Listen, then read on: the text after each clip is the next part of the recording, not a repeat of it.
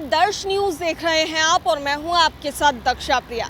तो सूत्रों के हवाले से इस वक्त की जो बड़ी खबर आ रही है वो पशुपति कुमार पारस से जुड़ी हुई है। जी हां, पूर्व केंद्रीय मंत्री पशुपति कुमार पारस राजस्थान के राज्यपाल बनाए जा सकते हैं। जिस तरीके से लोकसभा चुनाव में एक भी सीटें पशुपति कुमार पारस की पार्टी राष्ट्रीय लोक जनशक्ति पार्टी के खाते में नहीं आई थी, उसके बाद तमाम तरह की जो चर्चाएं हैं वो चल रही थी कि आखिर क्या कारण है कि राष्ट्रीय लोक जनशक्ति पार्टी को आखिर एक भी सीटें चुनाव में क्यों नहीं मिली। इसके बाद नाराज भी नजर आए थे पशुपति पारस।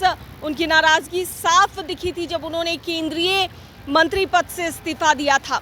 अब उस पद पर हालांकि चिराग पासवान है। चिराग पासवान को मोदी कैबिनेट में जगह मिली और खाद्य प्रसंस्करण मंत्री जो कि पशुपति कुमार पारस थे, वही मंत्रालय अब चिराग पासवान के पास है।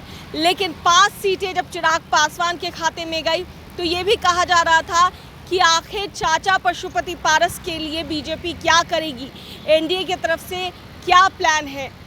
अब चाचा पशुपति पारस ने बाद में जाकर के ये कहा भी था कि हम एनडीए के साथ हैं, एनडीए के तमाम जितने भी साथी हैं उनके साथ मजबूती से खड़े हैं।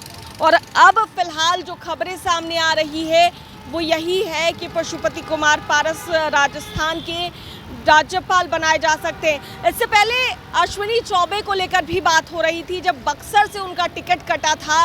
बक्सर में जिस तरीके से कहा यह जा रहा था कि कई बार वो वहां से सांसद रहे और जिसके बाद इस बार भी उन्हें टिकट ना मिलेगा, लेकिन उन्हें टिकट ना मिलकर मिथिलेश तिवारी को बक्सर से टिकट दिया गया, जिसके बाद काफ़ी ज़्यादा आहत भी हुए थे अश्विनी चौबे। और ये कहा भी गया था, उनको विश्वास दिया गया बीजेपी की तरफ से कि कुछ ना कुछ उनका सेटलमेंट किया जाएगा। ऐसे में अश्विनी चौबे की चर्चा को लेकर अगर कहा जाए तो उनकी चर्चा ये हो रही है कि तेलंगाना के राज्यपाल वो बन सकते हैं।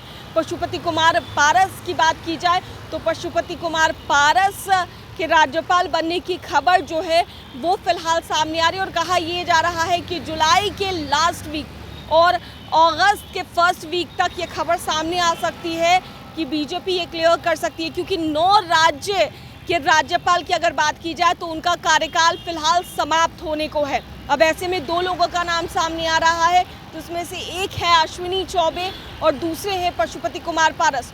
दोनों का ही टिकट इस बार काटा है, बीजेपी के तरफ से काटा गया है। अगर पशुपति कुमार पारस की बात करें तो हाजीपुर से उनका टिकट काटा गया और वही जो सीट है वो चली गई है चिराग पासवान के खाते में। वहाँ से चिराग पासवान ने जीत भी दर्ज की है।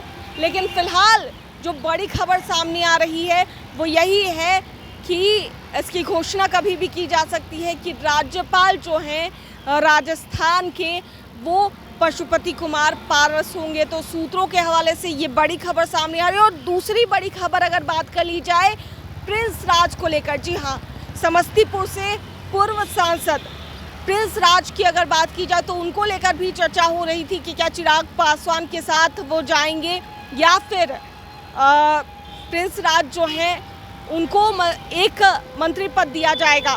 हालांकि जिस तरीके से जब सरकार बन रही थी, बनने के बाद एनडीए की सरकार के बनने के बाद ये चर्चा हुई कि अब जो है सो प्रिंस राज को मंत्री पद में भी जगह दी जा सकती है, नीतीश के कैबिनेट में जगह दी जा सकती है। अब देखना होगा कि क्या कुछ उनके लिए किया जाता है। फिलहाल हो सकता है कि उन्हें एमएलसी बनाया जाए, एमएलसी बनाने के बाद उन्हें मंत्री पद में दिया जाए और बिहार में नीतीश कैबिनेट में प्रिंस राज शामिल हो सकते हैं। तो 2 बड़ी खबरें पशुपति कुमार पारस के गुट को लेकर, राष्ट्रीय लोक जनशक्ति पार्टी को लेकर कि एक तरफ जहां पशुपति कुमार पारस की चर्चा हो रही है कि राजस्थान के वो राज्यपाल बनाए जा सकते हैं और आज उनकी बैठक जो है वो बीजेपी के राष्ट्रीय अध्यक्ष जेपी नड्डा के साथ भी हुई है। और इस बैठक में क्या कुछ निकलकर सामने आता है ये तो देखने वाली बात होगी।